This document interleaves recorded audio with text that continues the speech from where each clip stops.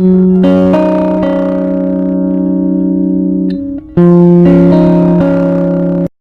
Students, welcome to Vishmal educational channel. ఈరోజు మనం మాట్లాడుకోబోయే topic parliament sessions. ఈ టాపిక్లో స్పెసిఫిక్గా మనం ఫోకస్ చేసేది మొత్తం ఎన్ని సెషన్స్ ఉన్నాయి, ఒకరోజు పార్లమెంట్లో ఎలాంటి యాక్టివిటీస్ ఉంటాయి, అంటే మార్నింగ్ ఏ యాక్టివిటీస్, ఆఫ్టర్నూన్ పూట ఏం యాక్టివిటీస్ ఉంటాయి, అండ్ క్వశ్చన్ అవర్ అంటే ఏంది, జీరో అవర్ అంటే ఏంది, ప్రైవేట్ మెంబర్ బిల్స్ అంటే ఏంది, అండ్ రీసెంట్గా సెంట్రల్ గవర్నమెంట్ ఒక డెసిషన్ తీసుకుంది పార్లమెంట్కి సంబంధించి కోవిడ్-19 దృష్టిలో పెట్టుకొని. ఆ డెసిషన్ ఏంటి, దానికి అపోజిషన్ పార్టీ వాళ్ళు ఏ విధంగా అపోజ్ చేశారు, వీటన్నిటి గురించి ఈరోజు ఈ లెక్చర్లో ఎక్స్ప్లెయిన్ చేయడం జరుగుతుంది. ఫస్ట్ ఎన్ని సెషన్స్ ఉన్నాయో ఒకసారి చూద్దాం. సో జనరల్గా కాన్స్టిట్యూషన్ చెప్పేది ఏంటంటే parliament in a year at least 2 times ఖచ్చితంగా మీట్ అవ్వాలి, అంటే ఖచ్చితంగా 2 times సమావేశాలు ఖచ్చితంగా పెట్టుకోవాలి. అంటే మ్యాక్సిమం గ్యాప్ ఎంత ఉండాలి, 6 months కంటే ఎక్కువ ఉండకూడదు అని కాన్స్టిట్యూషన్ చెప్పే మాట. సో మొత్తం ఒక ఇయర్లో పార్లమెంట్ 3 times మీట్ అవుతుంది. ఒకటేమో బడ్జెట్ సెషన్, అది ఫిబ్రవరి నుంచి మే దాకా ఉంటుంది. నెక్స్ట్ మాన్సూన్ సెషన్ జూలై నుంచి సెప్టెంబర్ దాకా, వింటర్ సెషన్ నవంబర్ నుంచి డిసెంబర్ దాకా. దీన్ని ఈజీగా గుర్తుపెట్టుకోవడానికి BNW అని గుర్తుపెట్టుకోండి, సో దట్ మనం చాలా ఈజీగా గుర్తుపెట్టుకున్నట్టు ఉంటుంది. సో ఇది జనరల్గా జరిగేది.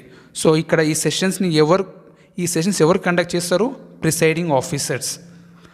సో ఒకరోజు పార్లమెంట్లో ఏమేమి యాక్టివిటీస్ జరుగుతున్నాయో ఒకసారి చూద్దాం. Morning 10 o'clock parliament session start అవుతుంది. ఈవినింగ్ 6 o'clock దాకా ఈ పార్లమెంట్ సెషన్ అనేది జరుగుతుంది. సో ఈవినింగ్ 6 o'clock దాకా అయితే లోక్సభ, 5 o'clock ఏమో రాజ్యసభ. 10 to 11 ఏం జరుగుతుందంటే క్వశ్చన్ అవర్ ఉంటుంది. 11 to 12 జీరో అవర్. 2 to 6 ఏదైనా లాస్ లేదా బడ్జెట్ సంబంధించిన బిల్స్ గురించి ఏమైనా డిస్కషన్స్ కానీ లేదా ఓటింగ్ కానీ ఇలాంటివన్నీ 2 to 6 ఉంటాయి. సో ఫస్ట్ 10 to 11 టైంలో క్వశ్చన్ అవర్ ఎలా ఉంటుందో చూద్దాం. సో 10 to 11 టైంలో ఏముంటుంది, క్వశ్చన్ అవర్ అన కదా. క్వశ్చన్ అవర్ అంటే అపోజిషన్ MP వాళ్ళు మినిస్టర్స్ని క్వశ్చన్స్ అడగటం. ఏ క్వశ్చన్స్, ఈ మినిస్టర్స్ ఏవైతే గవర్నమెంట్ తరపున ఏమైతే డెసిషన్స్ తీసుకున్నారో ఆ డెసిషన్కి సంబంధించిన క్వశ్చన్స్ని అపోజిషన్ MP వాళ్ళు ఈ టైంలో అడగొచ్చు. ఈ క్వశ్చన్ అవర్ అనేది మొత్తం 3 types ఉన్నాయి. ఫస్ట్ ఏమో స్టార్ట్ క్వశ్చన్స్, తర్వాత unstarred questions, short notice questions. Starred questions plus unstarred questions ఒకవేళ అడగాలనుకుంటే 15 days ముందే ఆ నోటీస్ అనేది ఇవ్వాలి. దానివల్ల ఏమవుతుంది, ఆ మినిస్టర్స్కి ఎవరైతే ఉన్నారో ఈ క్వశ్చన్స్కి ప్రిపరేషన్ తీసుకొని ఈ పార్లమెంట్ కింద వస్తాడు. సో అక్కడ ఆ క్వశ్చన్స్ని ఈజీగా ఆన్సరింగ్ చేయొచ్చు. సో స్టార్ట్ క్వశ్చన్స్లో ప్లస్ అన్స్టార్ట్ క్వశ్చన్ డిఫరెన్స్ ఏందో ఒకసారి చూద్దాం. సో గవర్నమెంట్ సంబంధించిన ఏమైనా పాలసీస్ కానీ లేదా చట్టాలని ఇంప్లిమెంట్ చేసే విషయంలో కానీ ఏమైనా ప్రాబ్లమ్స్ ఉంటే ఆ ప్రాబ్లమ్స్ సంబంధించి ఆ క్వశ్చన్స్ అనేవి మినిస్టర్స్ని అడగవచ్చు. సో మినిస్టర్స్ ఏం చేస్తారు, ఓరల్గా ఆన్సరింగ్ చేయాలి. ఎక్కడిది స్టార్ట్ క్వశ్చన్స్ ఏవైతే అడుగుతారో మినిస్టర్స్కి, ఈ మినిస్టర్స్ ఆన్సరింగ్ ఒకవేళ ఓరల్గా ఇస్తే దాన్ని మనం స్టార్ క్వశ్చన్స్ అంటాం. ఇక్కడ సప్లిమెంటరీ క్వశ్చన్స్ కూడా ఫాలో అవ్వచ్చు. అన్స్టార్ క్వశ్చన్స్ అంటే గవర్నమెంట్ సంబంధించి ఏవైనా రిపోర్ట్స్ కానీ ఏదైనా డేటా అది ప్రజలకు ఇవ్వకుండా హైడ్ చేస్తున్నాకో ఈ రిపోర్ట్స్ ఒకవేళ అపోజిషన్ పార్టీ వాళ్ళు తెలుసుకోవాలనుకుంటే వాళ్ళు ఏం చేస్తారు, అన్స్టార్ క్వశ్చన్స్ అడుగుతారు. ఎవరికి, మినిస్టర్స్కి. అప్పుడు మినిస్టర్స్ ఏం చేయాలి, రిటర్న్ ఫామ్లో ఇవి అపోజిషన్ పార్టీ వాళ్ళకి సబ్మిట్ చేయాలి. సో దట్ పబ్లిక్కి ఇవి రివీల్ చేస్తాం కాబట్టి ప్రజలకు ఒక అవగాహన అనేది ఉంటుంది. ఇలా స్టార్ క్వశ్చన్స్కి అన్స్టార్ క్వశ్చన్ ఒక డిఫరెన్స్. స్టార్ క్వశ్చన్స్ అయితే మినిస్టర్స్ ఓవరాల్గా ఆన్సరింగ్ చేస్తారు. అన్స్టార్ క్వశ్చన్స్ అయితే మినిస్టర్స్ రిటర్న్ ఫామ్లో ఆన్సరింగ్ చేస్తారు. స్టార్ క్వశ్చన్స్లో ఏమో సప్లిమెంటరీ క్వశ్చన్స్ అప్పుడప్పుడే అడగొచ్చు. అన్స్టార్ క్వశ్చన్స్లో సప్లిమెంటరీకి ఛాన్సే లేదు. షార్ట్ నోటీస్ క్వశ్చన్స్ అంటే ఈ క్వశ్చన్స్ అడగడానికి 10 days ముందే నోటీస్ ఇవ్వాలి, ఆ తర్వాతనే ఈ క్వశ్చన్స్ అడగవచ్చు. మరి షార్ట్ నోటీస్ క్వశ్చన్ అంటే ఏ క్వశ్చన్స్ అడగవచ్చు సార్, ఏదైనా అర్జెంట్ మ్యాటర్ అయితే, అది ప్రజలకు సంబంధించి ఏదైనా అర్జెంట్ మ్యాటర్ అయితే ఆ మ్యాటర్స్ సంబంధించిన క్వశ్చన్స్ని ఈ షార్ట్ నోటీస్ క్వశ్చన్స్ ద్వారా అడగవచ్చు. దీనికి ఆన్సరింగ్ ఎవరు చేయాలి, మినిస్టర్స్ చేయొచ్చు. ఇక్కడ ఒక ఇంపార్టెంట్ థింగ్ గుర్తుపెట్టుకోండి, ఖచ్చితంగా గవర్నమెంట్స్ మాత్రమే క్వశ్చన్స్ అడగనవసరం లేదు. ఒక ఎంపీ వేరే ఎంపీని కూడా క్వశ్చన్స్ అడగవచ్చు. ఈ టైంలో 10 to 11 టైంలో క్వశ్చన్ అవర్కి అలాట్మెంట్ ఇచ్చారు. ఈ టైంలో జనరల్గా మోస్ట్ ఆఫ్ ద టైం జరిగేది ఏంది, అపోజిషన్ పార్టీ వాళ్ళు గవర్నమెంట్ని క్వశ్చన్స్ అడగడం. నెక్స్ట్ 11 to 12 వస్తాం. 11 to 12 టైంలో 0 అవర్కి టైం ఇస్తారు.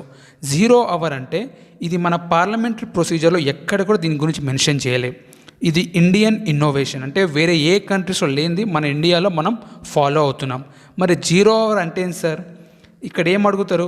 సో 0 అవర్ల విషయానికి వస్తే ఏదైనా పబ్లిక్ సంబంధించిన అర్జెంట్ మ్యాటర్ అయితే నోటీస్ ఇవ్వడానికి కూడా టైం లేకపోతే, అంటే మామూలుగా షార్ట్ నోటీస్ క్వశ్చన్స్కి అయితే కనీసం 10 days ముందు నోటీస్ ఇవ్వాలి, కానీ 0 అవర్ కాడ మాత్రం నోటీస్ ఇచ్చేంత టైం కూడా లేదు, అంత అర్జెంట్ మ్యాటర్. సో ఆ మ్యాటర్కి సంబంధించి ఒకవేళ గవర్నమెంట్ క్వశ్చన్స్ అడగాలనుకుంటే అది ఈ 0 అవర్ టైంలో వాడుకోవచ్చు. ఈ ప్రొసీజర్ ఎలాగుంటుంది? జనరల్గా అపోజిషన్ ఎంపీ వాళ్ళు లేదా ఎంపీ వాళ్ళు ఏ రోజైతే ఈ క్వశ్చన్స్ అడగాలనుకుంటున్నారో ఆ రోజు ప్రిసైడింగ్ ఆఫీసర్ దగ్గరికి వెళ్ళి ఈ నోటీస్ అనేది సబ్మిట్ చేస్తారు. ఇక్కడ ప్రిసైడింగ్ ఆఫీసర్ అంటే లోక్సభలో స్పీకర్, రాజ్యసభలో chairman.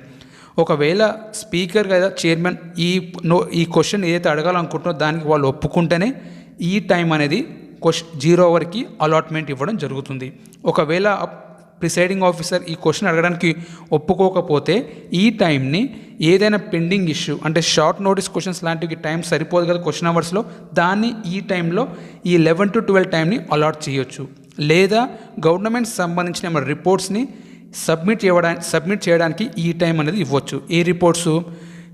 Controller and auditor general of India వాళ్ళు సబ్మిట్ చేసే రిపోర్ట్ కానీ, లేదా పబ్లిక్ సెక్టర్ అండర్టేకింగ్ సంబంధించిన రిపోర్ట్స్ కానీ, పార్లమెంట్ కమిటీకి సంబంధించిన రిపోర్ట్స్ కానీ, ఇలాంటి రిపోర్ట్స్ ఏమైనా ఉంటే అది 11 to 12 టైంలో సబ్మిట్ చేయొచ్చు. So 11 to 12 time most of the time 0 అవర్కే ఇస్తారు. ఒకవేళ ప్రిసైడింగ్ ఆఫీసర్ ఇవ్వలేకపోతే అది పెండింగ్ ఇష్యూస్, షార్ట్ నోటీస్ లాంటి క్వశ్చన్స్కి ఇవ్వచ్చు. లేదా గవర్నమెంట్ సబ్మిట్ చేయడానికి ఏదైనా రిపోర్ట్స్ ఉంటాయి కదా, అవి రిపోర్ట్స్ సబ్మిట్ చేయడానికి ఈ టైం అనేది ఇవ్వడం జరుగుతుంది. Then 12 to 1 o'clock lunch time. Lunch అయిపోగానే 2 to 6 ఏమో లోక్సభలో, 2 to 5 ఏమో రాజ్యసభలో ఏదైనా బిల్కి సంబంధించి లేదా ఏదైనా బడ్జెట్కి సంబంధించి డిస్కషన్ జరుగుతాయి. ఎప్పుడది 2 to 6 లోక్సభలో, 2 to 5 రాజ్యసభ. డిస్కషన్ జరిగేది ఈ టైంలోనే, ఓటింగ్ జరిగేది కూడా ఈ టైంలోనే.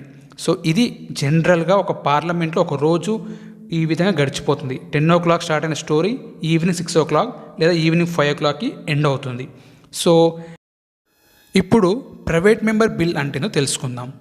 బిల్స్ అనేవి మొత్తం 2 రకాలండి. ఒకటేమో ప్రైవేట్ మెంబర్ బిల్, ఇంకొకటేమో public bills. Private member bills అంటే ఏదైనా నార్మల్గా ఎంపీ అంటే మినిస్టర్స్ కాకుండా మిగతా ఎంపీస్ ఎవరైనా బిల్ ఇంట్రడ్యూస్ చేస్తే ఆ బిల్స్ని ప్రైవేట్ మెంబర్ బిల్స్ అంటాం. ఒకవేళ మినిస్టర్ ఇంట్రడ్యూస్ చేస్తే ఆ బిల్స్ని మనం ఏమంటాం? పబ్లిక్ బిల్స్ అని అంటాం.